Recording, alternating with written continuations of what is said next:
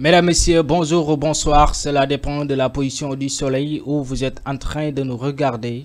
Vous êtes en direct sur la scène de l'indicatif du Sénégal 221 TV dans votre émission préférée QR questions-réponses avec El Hadj Moussa Touré, DJ Elzo. Alors, quand on parle de questions-réponses, nous pensons tous à une discipline tout à fait majeure. Donc, c'est la philosophie. Alors, je ne serai pas seul aujourd'hui. Donc, je suis accompagné d'un professeur très talentueux, d'un professeur qui maîtrise tellement ce qu'il fait. Donc, il est là ce soir avec vous, avec moi. Et nous allons parler de la philosophie. Monsieur Mbaye, bonjour ou bonsoir. Bonjour, monsieur le présentateur. Bonjour. Comment vous allez? Allez, je vais vous laisser vous présenter pour ceux qui vous regardent et qui vous connaissent pas. Alors, pour ceux qui ne me connaissent pas encore, mon nom c'est monsieur El Hadj Mor Mbaye. Je suis professeur de philosophie au groupe scolaire Machallah. Alors, au présentateur qui m'a reçu aujourd'hui, au public pour qui nous faisons tout cela, et aussi sans qui tout ceci n'aurait aucun intérêt, nous disons bonjour. Alors, bienvenue avec nous, monsieur Mbaye. Aujourd'hui, nous allons parler de la philosophie. Et quand on parle de la philosophie, il y a une question tout à fait logique que tout le monde se pose, mais à ce qui paraît, pose beaucoup de problèmes et de difficultés pour cette question. Alors, permettez-moi d'abord de rappeler une chose essentielle. Cicéron, avec qui je ne partage pas bien sûr le talent, mais la passion d'orateur, disait: le but d'une plaidoirie, d'une intervention, c'est de plaire, d'enseigner ou d'émouvoir. Alors j'espère que le discours que je vais tenir aux auditeurs de 221 TV, donc en tout cas je l'espère, sera un discours vraiment très instructif. Voilà, au-delà de plaire et d'émouvoir. Voilà. Alors pour répondre à cette question, je disais d'abord que deux philosophes, Gilles Deleuze et Félix Guattari, ont écrit un co-ouvrage intitulé Qu'est-ce que la philosophie? Donc le livre lui-même s'appelle Qu'est-ce que la philosophie? Qu'est-ce que la philosophie? Alors dans ce livre-là, les deux affirment ceci, je les cite. Ils disent: peut-être ne peut-on poser la question qu'est-ce que la philosophie que tard, quand vient la vieillesse et l'heure de parler concrètement. C'est une question que l'on pose à minuit, quand on n'a plus rien à demander. Je répète, peut-être ne peut-on poser la question qu'est-ce que la philosophie que tard, quand vient la vieillesse. C'est une question que l'on se pose à minuit, quand on n'a plus rien à demander. Alors, ce passage-là de l'ouvrage de Deleuze et de Guattari montre que la question qu'est-ce que la philosophie a toujours intéressé les philosophes. Parce que la philosophie, quand même, elle est vieille de 2500 ans. Elle a plus de 2500 ans. Elle a 2 millénaires et plus. Alors, et depuis sa naissance, vers la fin du 6e siècle, dans les cités ioniennes, grâce aux présocratiques bien sûr, aucun philosophe, je dis bien aucun philosophe, jusque-là, n'a pu donner avec en tout cas universalité, avec unanimité, une définition à la philosophie. Donc, ce qui montre que pour nous jeunes, voilà, qui nous intéressons par exemple à la philosophie, alors on voit clairement que cette question-là, mais elle semble légitime et même naturelle. Donc il faut qu'on se la pose, mais n'attendons pas tout de suite à avoir une réponse universelle ou une réponse unanime. N'attendons pas à avoir une réponse universelle ou unanime. Cela prouve que la philosophie pose beaucoup de difficultés lorsqu'on parle de la définition. Oui, bien sûr, parce qu'il y a justement 3 difficultés majeures que la question initiale, qu'est-ce que la philosophie, pose aux élèves. Alors, la première difficulté, non seulement aux élèves, mais à tout le monde. Parce que si par exemple votre question initiale était de savoir qu'est-ce que l'histoire, je vous répondrai tout de suite en vous disant que l'histoire est la discipline ou bien la science qui étudie le passé des hommes. Si c'était par exemple la question de savoir qu'est-ce que sont les mathématiques, je vous dirais tout de suite que les mathématiques sont la science qui étudie les nombres et les grandeurs. à travers l'arithmétique et la géométrie. Si c'était par exemple la question de savoir qu'est-ce que l'anthropologie, je dirais que l'anthropologie est la science qui s'intéresse à l'homme. Mais pourquoi dans toutes ces disciplines-là, j'ai tout de suite la possibilité donc de donner une réponse à la question posée, parce que chacune de ces disciplines-là que je viens de citer a un objet d'étude qui lui est précis, et qui lui est spécifique, qui lui est propre. C'est tout à fait maintenant le contraire de la philosophie. La philosophie n'a pas un seul objet d'étude parce qu'elle s'intéresse à tout. L'homme l'intéresse, les mathématiques l'intéressent, le passé l'intéresse, la vie l'intéresse, la mort l'intéresse, Dieu l'intéresse, l'homme l'intéresse, l'animal l'intéresse. Tout dans la vie peut faire l'objet d'une investigation philosophique. Voilà pourquoi, donc, la première difficulté à laquelle nous sommes confrontés, quand on se pose la question de savoir qu'est-ce que la philosophie, eh bien, cette difficulté-là donc, est relative à l'objet d'étude de la discipline. Et or, c'est l'objet d'étude qui rend possible, ou en tout cas facile, la définition d'une discipline. Ça, c'est la première difficulté. La deuxième, c'est quoi? C'est que nous, quand on se pose la question de savoir qu'est-ce que la philosophie, nous cherchons une définition. Or, définir, justement, est un problème, est un concept problématique en philosophie. Le mot définir. Le mot définir, le concept. Parce que définir, c'est délimiter. C'est confiner. C'est ériger des barrières, tracer des limites. Or, le tout, puisque j'ai dit tout à l'heure que la philosophie s'intéresse au tout, le tout n'a pas de limite, en tout cas, qui nous soit connu. Le tout, il commence où? Il s'arrête où? On ne saurait le dire.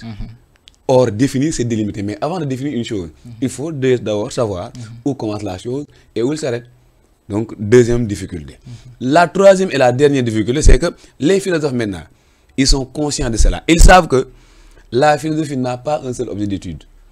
Et qu'aussi, du fait maintenant de cette absence-là d'un objet d'étude précis, donc une définition aussi, une définition universelle aussi, serait possible. Voilà pourquoi chacun d'entre eux va essayer maintenant de donner à la philosophie sa propre conception.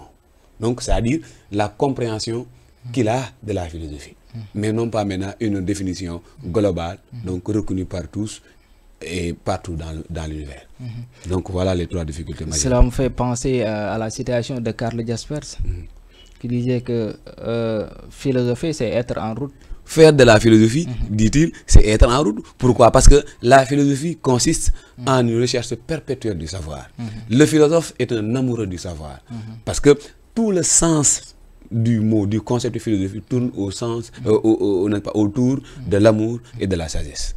Étymologiquement, ça vient de philéine, philéine qui signifie aimer. Alors, philéine a donné un substantif philia, philia qui signifie amour, et sophia vient du grec sagesse. Donc, littéralement, quand on transpose philosophie, donc, par philosophie, nous entendons amour de la sagesse. Alors, le philosophe, donc, à partir de ce moment-là, prend une posture, et donc qui est celle d'un amoureux. Il est un amoureux du savoir parce que le savoir, puisqu'il l'aime, ça veut dire que cela suppose que le savoir lui manque. Il n'a pas entre ses mains la possession du savoir.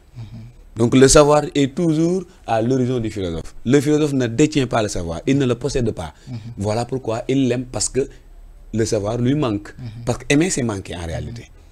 Donc ici, l'amour, au sens philosophique du terme, n'a rien à voir avec l'amour au sens social ou mondain du terme, qui se rapporte souvent à une belle chose, une belle voiture, une belle villa, une belle femme, de l'argent. Le philosophe n'aime pas ces choses-là. En tout cas, essentiellement, ce qu'il aime, c'est l'amour. Son amour donc tourne autour de l'amour, de la connaissance, de la vérité, des valeurs morales, de la vertu, bref, du bien. Du bien et donc de la sagesse. Voilà. Très important, j'espère que vous comprenez bien ces apprenants. Il me rappelle beaucoup de choses.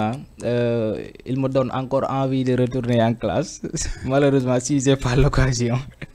Alors, M. Mbaye, vous avez parlé de la définition, les difficultés qu'on se rencontre lorsqu'on veut vraiment ou réellement définir la philosophie. Il y a beaucoup de difficultés qui se posent à notre endroit. Vous l'avez énuméré. Mais encore, est-ce que nous pouvons poser la question, les origines de la pensée philosophique? D'où viennent les origines? D'où vient la philosophie? Alors, il y a deux manières d'entendre la question. Parce que la philosophie a une double origine, essentiellement. Elle a une origine historique et une origine logique ou causale. Alors, historiquement, la philosophie serait née en Grèce. En tout cas, c'est la version la plus répandue. Donc, cette version-là fait de la philosophie une origine grecque. Donc, ce sont les anciens Grecs, les Grecs de l'Antiquité, donc les présocratiques comme Thalès, comme Anaximandre, comme Anaximène, comme Héraclite, comme Démocrite et Leucippe. Donc, ce sont ces présocratiques-là qui ont participé à l'avènement de la philosophie. Donc, historiquement. Mais, quand même, il y a une autre thèse qui vient contredire, en tout cas s'opposer à cette thèse-là, faisant de la philosophie une origine grecque. Et c'est la thèse maintenant africaine. Et on retrouve cette thèse-là chez un penseur comme chez Anta Diop, son disciple Théophile Obenga, et c'est Senghor aussi. Pour tous ces penseurs-là africains, contrairement à ce que l'on pourrait penser, la philosophie ne serait pas née en Grèce, mais serait née plutôt en Égypte. Parce que l'Égypte, à l'époque, était le centre intellectuel du monde. Et d'ailleurs, on dit de Thalès, de Pythagore, de ces gens-là, qu'ils ont fait l'Égypte. Alors, Pythagore, par exemple, dont on dit qu'il est le premier à prononcer ce néologisme-là, philosophie, donc, aurait passé 21 ans ou plus en Égypte. Imaginez 21 ans. Ça veut dire que si les anciens Grecs, donc, éprouvaient un certain besoin, voire même une certaine nécessité d'aller jusqu'en Égypte pour apprendre, ça veut dire que donc, à l'époque, l'Égypte donc, était un centre intellectuel, donc n'est pas énorme. Alors, donc, et de là, Pythagore aurait appris l'histoire, la géographie, les mathématiques. D'ailleurs, c'est un grand mathématicien. Et donc, probablement aussi la philosophie. Donc, la philosophie, de ce point de vue-là, en tout cas, selon ces penseurs-là, serait née en Grèce. Alors, l'autre origine, c'est l'origine maintenant causale. Et je crois que c'est l'origine la plus importante. Pourquoi? Parce que, d'un point de vue logique, la philosophie s'origine de l'étonnement. On ne peut pas parler de philosophie sans étonnement. La philosophie commence d'abord par l'étonnement. D'ailleurs, dans le Tête-à-Tête, qui est un livre de Socrate, qui est un dialogue de Socrate, qui est un dialogue de Platon, excusez-moi. Donc Platon, Socrate, lui, n'a rien écrit. Donc il parlait, il théorisait, donc, et c'était son disciple Platon maintenant qui mettait tout cela, donc n'est pas en écriture. Alors, Platon, dans son dialogue qui s'appelle le Tête-à-Tête, qui s'intitule donc le Tête-à-Tête, fait dire à Socrate, à son maître Socrate, ceci. S'étonner. S'étonner. Il répète le mot pour montrer comment et combien c'est essentiel. S'étonner. S'étonner, la philosophie n'a pas d'autre origine. Pour montrer effectivement que la philosophie tire son lieu de patéfaction, tire son origine de l'étonnement. C'est l'étonnement qui a conduit à l'émergence de la philosophie. Aristote aussi, disciple de Platon, va dire la même chose. Aristote dira de la philosophie qu'elle est fille de l'étonnement. Fille de l'étonnement. Ça veut dire que donc c'est l'étonnement qui a engendré la philosophie. Voilà, donc, sur les origines de la philosophie, donc je crois que c'est l'essentiel que nous pouvons retenir.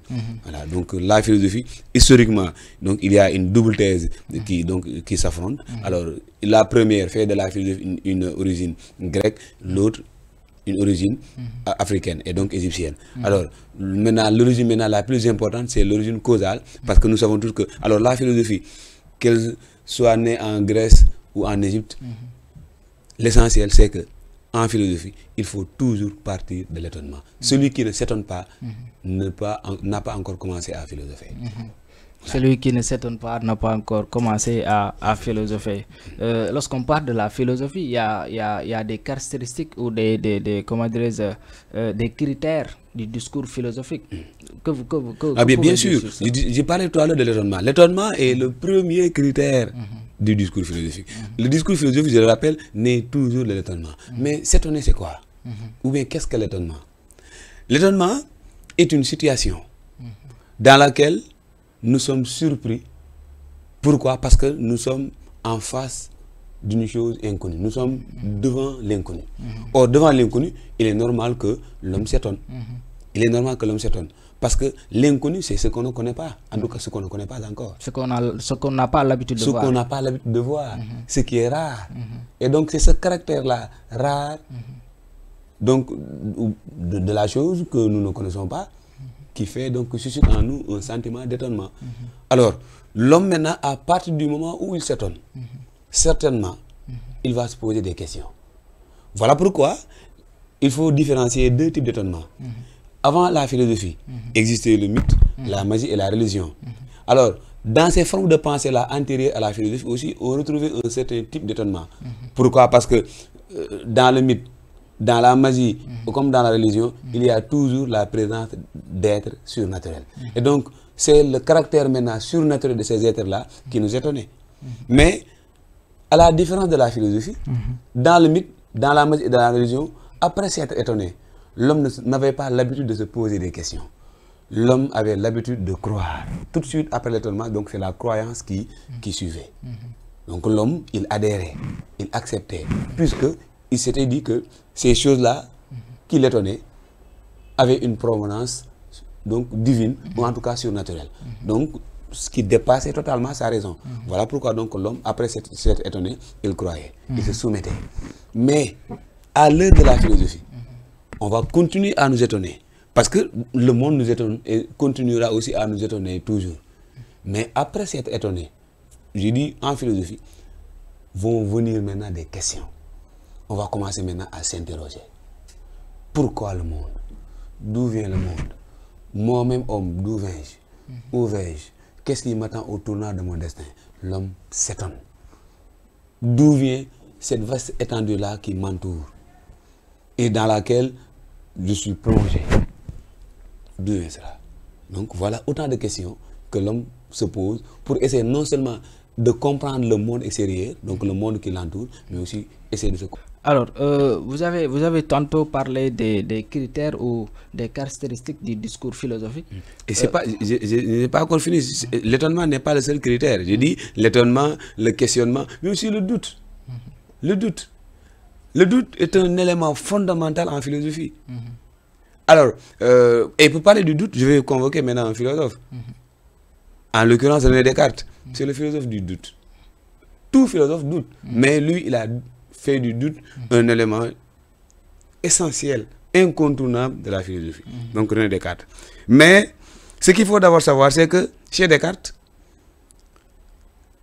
sa philosophie, c'est exactement sa vie. C'est comme si Descartes, il avait pris sa vie et donc il en avait fait une philosophie. Mais le moteur de cette philosophie-là, ce qui guide cette philosophie-là, c'est le doute. Et ce doute-là naît d'abord d'une double déception. Descartes, dans sa vie, il a été déçu 2 fois. La première déception lui vient de ce qu'il appelle le monde des livres. Le monde des livres, c'est le monde scolaire. Donc Descartes, des années durant, il a appris beaucoup de choses donc, dans l'école où il était, donc l'école de la Flèche. Alors, Descartes s'était rendu compte que après beaucoup d'années passées sur les bancs, à apprendre les mathématiques, l'histoire, la géographie, bref, tout un ensemble de connaissances, Descartes s'est rendu compte, devenu philosophe bien sûr, que toutes ces connaissances-là qu'il avait reçues de ses précepteurs, il pouvait encore en douter. Or, chez Descartes, dans la philosophie cartésienne, tant qu'une chose n'a pas encore, n'est pas encore susceptible de contenir les assauts du doute, donc de résister au doute, cette chose-là, elle n'est pas encore vraie. Cette chose-là, elle n'est pas encore vraie. Donc, n'est vrai chez Descartes, dans la logique cartésienne, que ce qui peut résister au doute. Donc, tout propos, tout discours, toute idée, toute connaissance, tout savoir qui ne résiste pas au doute, cela est supposé, chez Descartes, être faux. On le suppose faux si c'est un savoir. On la suppose fausse si c'est une connaissance ou une idée. Alors donc Descartes s'est dit que tout ce que mes précepteurs m'ont appris, je pouvais déployer le doute là-dessus. Et donc, puisque maintenant le doute peut s'exercer sur ces connaissances-là que j'ai apprises, que j'ai reçues, alors je suppose tout ce que j'ai reçu du monde scolaire comme étant faux. Et donc, je suis déçu parce que j'ai passé mon temps à apprendre beaucoup de choses. Et en fin de compte, je me suis rendu compte que ces choses-là, elles ne résistent pas au doute. Première déception. Deuxième déception, Descartes, après donc être déçu par le monde scolaire, il va maintenant inaugurer des voyages. Il va faire des voyages. Il va essayer donc de sillonner le monde. Alors, il va partir en Belgique, en Hollande, en Italie, etc. Donc, toujours dans la quête, étant philosophe bien sûr, toujours à la quête de la vérité. Alors, mais malgré ses nombreux voyages, ses nombreuses correspondances, Descartes n'a pas su rencontrer la vérité qu'il cherchait. Alors donc, il s'est senti déçu encore une fois. Déçu une seconde fois. Alors Descartes s'est dit, maintenant que je viens d'être déçu 2 fois, il me faut maintenant prendre une ferme décision, une ferme résolution. Je ne vais plus me fier à personne, à rien ni à personne. Je vais me fier à moi-même. Donc je vais rentrer en moi-même, en moi Descartes, et donc me repliant sur moi-même. Je vais donc rechercher la vérité en moi-même, en moi Descartes. Voilà pourquoi dans les méditations métaphysiques, à la première méditation, Descartes dit, il y a déjà longtemps que je me suis aperçu que dès mes premières années, j'avais reçu quantité de fausses opinions pour véritables. Et que ce que j'ai depuis fondé sur des principes si mal assurés ne pouvait être que fort douteux et incertain. De façon qu'il me fallait entreprendre sérieusement, une fois en ma vie, de me défaire de toutes les opinions que j'avais reçues jusqu'alors en ma créance et commencer tout de nouveau dès les fondements si je voulais établir quelque chose de ferme et de constant dans les sciences. Tout ça pour montrer que la philosophie chez Descartes commence d'abord par une prise de décision. Philosopher, c'est savoir prendre une ferme décision.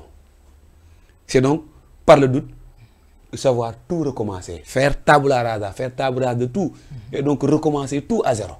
Comme si Descartes a pour vocation de refonder la connaissance. En réalité, il a cette vocation-là. Il a la vocation de refonder tous les savoirs.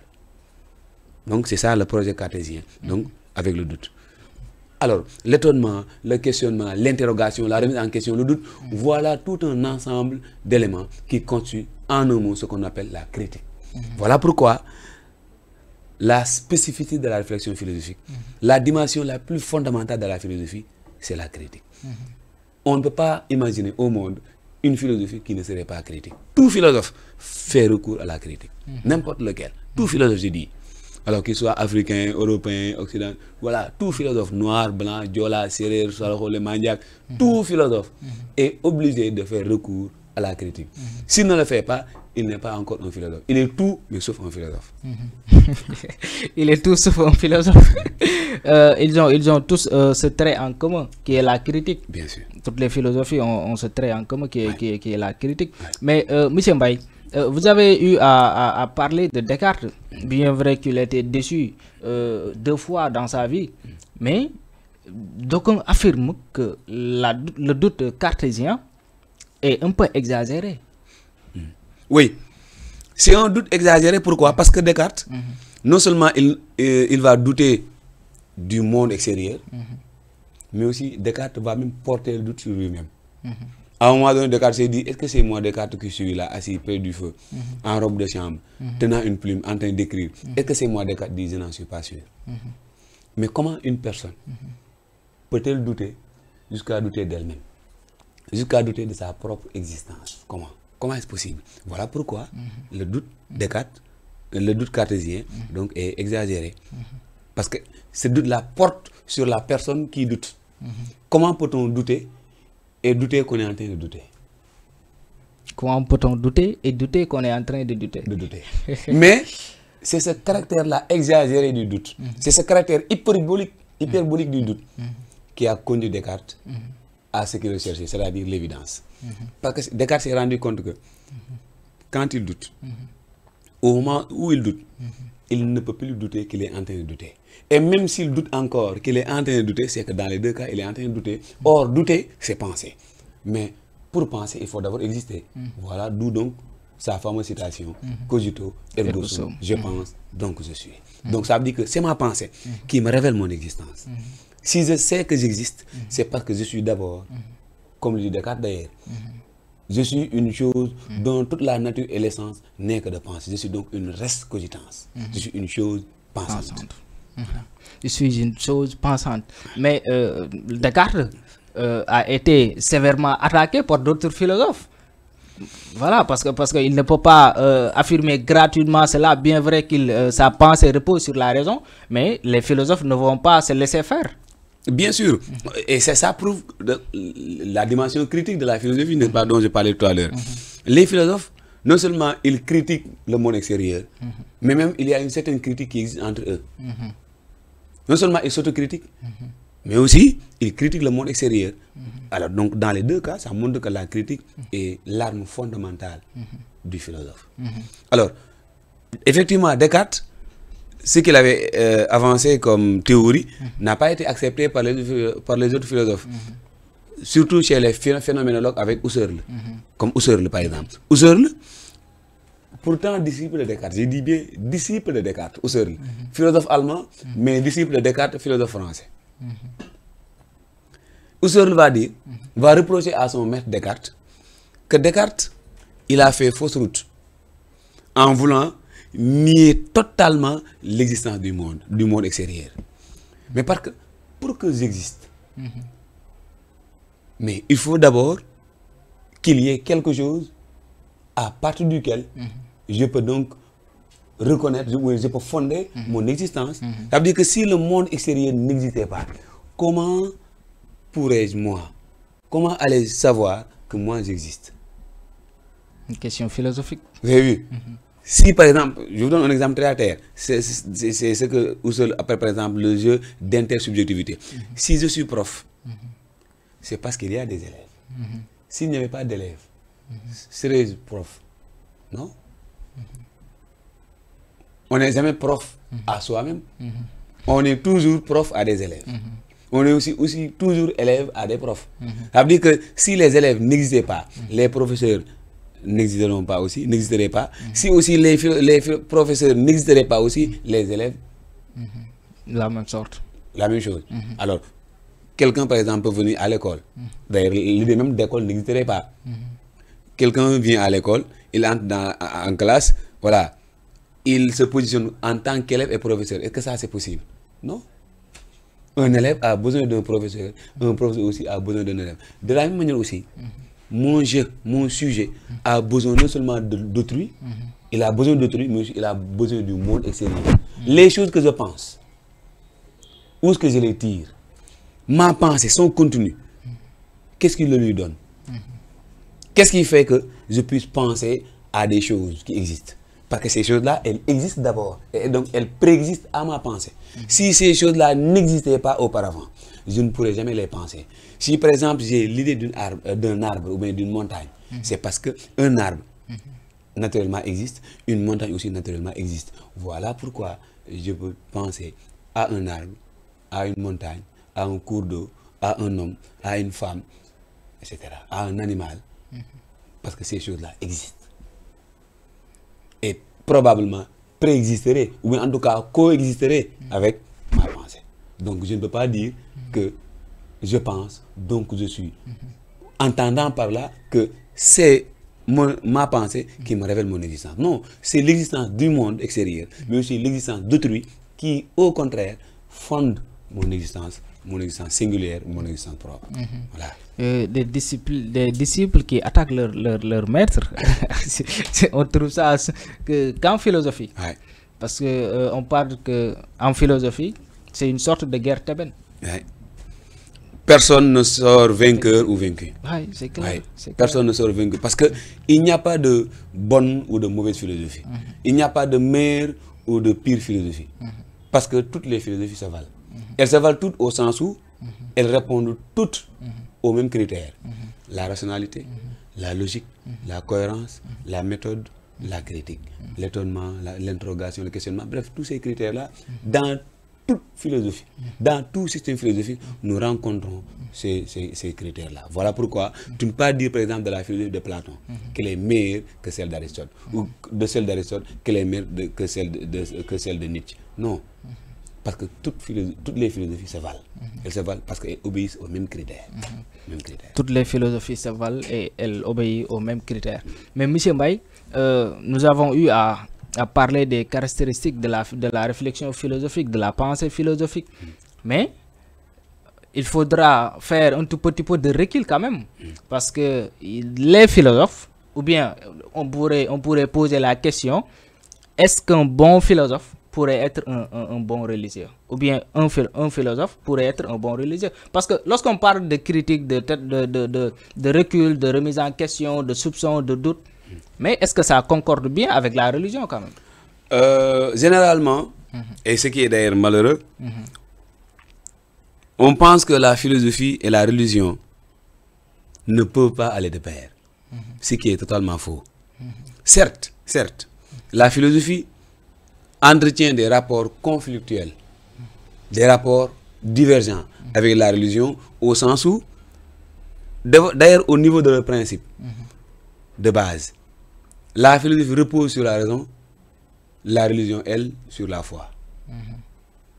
Vous avez vu? Alors, par la raison, la philosophie va critiquer.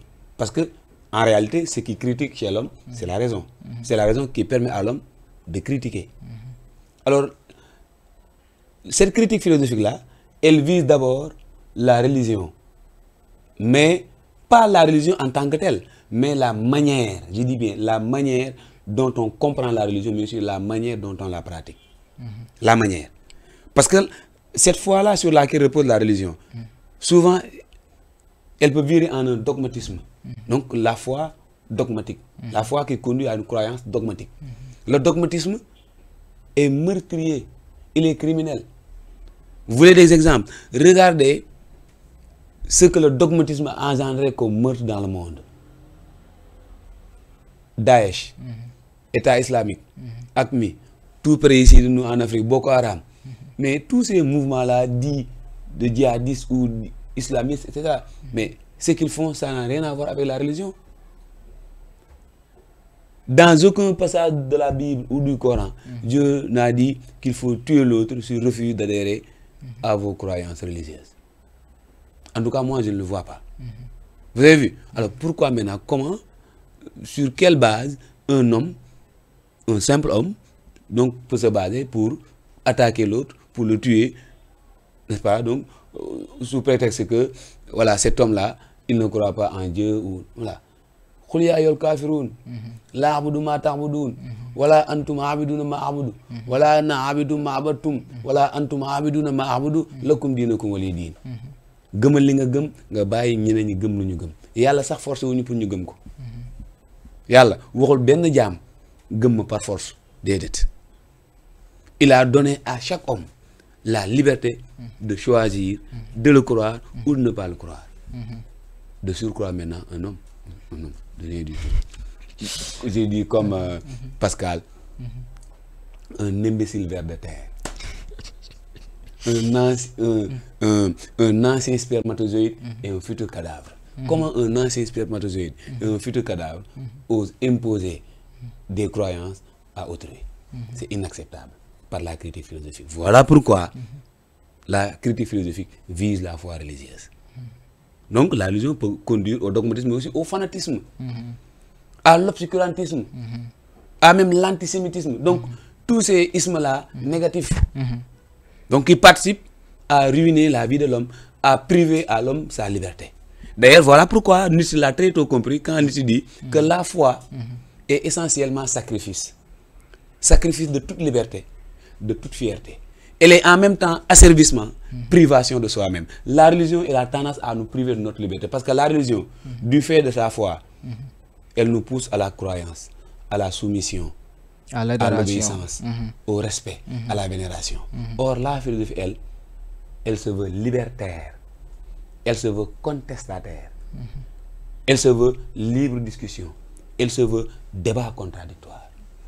Voilà donc, entre autres raisons, donc, qui participent à donc mettre la philosophie et la religion dans des rapports conflictuels. Mais au-delà des rapports conflictuels, il y a aussi des rapports de convergence, voire même de complémentarité. Mais avant ces rapports de convergence ou comment dirais-je, de concordance, on a vu des philosophes à l'image de Karl Marx, de Nietzsche, qui ont sévèrement attaqué la religion. Oui, j'avoue que dans la philosophie, il y a des philosophes qui nient totalement l'existence de Dieu. Donc, c'est des philosophes athées. Alors, Nietzsche, Marx, Freud, on les appelle dans l'histoire de la philosophie les philosophes du soupçon. Les philosophes du soupçon. Pour eux, ce n'est pas Dieu qui a créé l'homme, c'est l'inverse. C'est l'homme qui a créé Dieu. C'est tout à fait le contraire. C'est l'homme qui a créé Dieu. Mais comment ça? Dans la logique de Karl Marx, ce sont... Vous savez que pour comprendre la philosophie de Marx, il faut toujours partir de la lutte des classes. Donc, toute société est minée par une lutte des classes. Donc, la classe bourgeoise et la classe prolétaire. Alors, chez Marx, la religion a été créée par les bourgeois pour continuer ou pour perpétrer leur domination vis-à-vis des prolétaires. Et donc, ils ont créé la religion. Et donc, maintenant, ils poussent les gens pauvres en leur poussant à la résignation. Et la preuve, regardez, dans les quartiers chics, quartiers résidentiels, entre les quartiers résidentiels et les quartiers populaires, où retrouve-t-on plus de mosquées, plus d'églises, bref, plus de lieux de culte? C'est clair, hein? Si vous prenez par exemple le Parcelles Assainies et Almadies, comparez ces deux-là. On retrouve plus de mosquées, plus de d'églises, bref, plus de lieux de culte ici aux Parcelles qu'aux Almadies. Pourquoi? Là vivent les bourgeois, ici vivent les prolétaires. Et donc on nous pousse maintenant à la résignation, à croire en Dieu, espérant que dans une vie de l'au-delà, on va être récompensé de notre souffrance-là terrestre. Marx dit, c'est une illusion. Dieu n'existe pas. Voilà pourquoi Marx dit, la religion est le soupir que pousse la créature accablée. L'âme d'un monde sans cœur, elle est l'opium du peuple. L'opium du peuple. L'opium, c'est une sorte de drogue. Donc l'effet que cette drogue-là fait sur l'esprit, donc en le rendant donc lucide et illucide, c'est le même effet que la religion donc fait sur nous. La religion, autrement dit, au sens de Marx, ça nous rend illucides. Ça nous fait perdre notre liberté. Chez Nietzsche, c'est tout à fait maintenant l'inverse. La religion a été inventée, créée par les faibles. Parce que chez Nietzsche, il y a la morale des forts et la morale des faibles. Ce sont les faibles qui ont créé la religion pour prendre leur revanche sur les forts. Parce qu'ils savent, les faibles, qu'ils n'ont pas assez de force. Et donc, pour compenser maintenant ce manque de force-là, ils ont créé la religion. Et Dieu, ils ont créé des valeurs, ils ont créé le paradis et même l'enfer pour y mettre maintenant les forts qui donc auraient mal agi dans cette vie-là terrestre. Nietzsche dit, je vous en conjure mes frères, restez fidèles à la terre. Ne croyez pas à ceux qui vous parlent d'espoir supraterrestre, car ce sont des empoisonneurs et des empoisonnés eux-mêmes. Pour Nietzsche, l'homme malheureux est l'homme qui croit en la religion et en Dieu. Dieu n'existe pas. C'est une illusion. Ça n'existe que dans notre imaginaire, que dans notre imagination. Alors, Freud dira de la religion qu'elle est une maladie chronique, qu'elle est une obsession. L'homme est obsédé par la religion, par le meurtre du père. Ce père-là qu'il aurait perdu. Et donc maintenant qu'il veut sublimer en s'inventant, on n'est pas un Dieu qui donc vient remplacer le père donc, qui a été tué. Vous avez vu? Voilà pourquoi, dans Totem et Tabou, parlant de la religion, il dit le mythe chrétien. Un mythe, on sait que c'est imaginaire, qu'il est fictif, qu'il est fabuleux. Donc pour montrer que la religion n'existe pas. Donc chez tous ces trois philosophes-là, appelés philosophes du soupçon, Dieu n'existe pas. Donc c'est des philosophes athées. Et donc la religion relève d'une imagination, d'une illusion humaine. À force de les écouter, on finit à se ressembler à eux. C'est un peu compliqué pour ceux qui aperçoivent la philosophie d'une manière un peu disons, étrange ou incompréhensible. Voilà, la région nous signale que nous sommes presque à la fin de l'émission. Alors, Moussa Baye, nous ne pouvons pas parler toute la philosophie dans une émission. C'est tout à fait impossible. Donc on va reprogrammer une prochaine fois et nous allons parler des points de convergence de la philosophie entre la religion, la science, la philosophie, les rapports, la société, les normes, la conscience, l'inconscient, etc. Nous allons parler de toute la philosophie ou bien du programme philosophique. Alors Moussa Baye, quel est votre mot de la fin? Alors, j'aimerais juste dire que il y a dans tout discours un temps d'amusement de soi qui est la provocation. Mais cette provocation-là, ce qu'elle secoue, ce qu'elle fait naître, voilà qui justifie que la parole soit prise. Je vous remercie. Allez, votre pouvoir d'accéder le chef ne vous donne pas le pouvoir du chef. La liberté est une illusion. Choisir de ne pas choisir, c'est encore choisir parce qu'on aurait choisir. Merci, chers amis téléspectateurs, c'est un tournoi de 221 TV. Votre ami et frère DJ Elzo. À la prochaine. Merci.